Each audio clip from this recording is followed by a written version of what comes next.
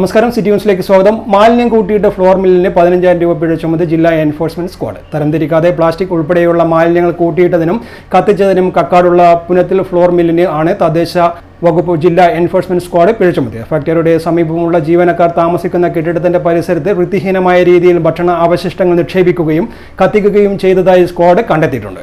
Plastic ബോട്ടിലുകൾ, plastic കവറുകൾ, ഭക്ഷണ അവശിഷ്ടങ്ങൾ എന്നിവ ഫാക്ടറിയുടെ സമീപത്തുള്ള ജീവനക്കാർ താമസിക്കുന്ന കെട്ടിടത്തിന്റെ പരിസരത്ത് കൂട്ടിയിട്ടതായും പലതും കത്തിച്ചതായും സ്ക്വാഡിന്റെ പരിശോധനയിൽ കണ്ടെത്തി. പലയിടത്തും മലിനജലം കെട്ടിക്കിടന്ന് കൊതുക് വരാനുള്ള സാഹചര്യത്തിലായിരുന്നു ഉണ്ടായത്.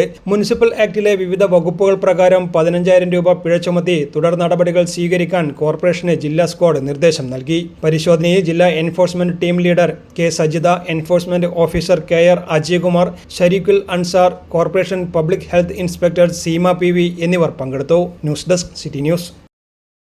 കൂടുതൽ വാർത്തകൾ അറിയാൻ സിറ്റി ചാനൽ വാട്സ്ആപ്പ് ഗ്രൂപ്പിൽ ജോയിൻ ചെയ്യുക. ഒപ്പം യൂട്യൂബ് ചാനൽ സന്ദർശിക്കുക. വാർത്തകളുടെ അവസാനിക്കുന്നില്ല. മറ്റൊരു വാർത്തയുമായി വീണ്ടും കാണാം. നമസ്കാരം.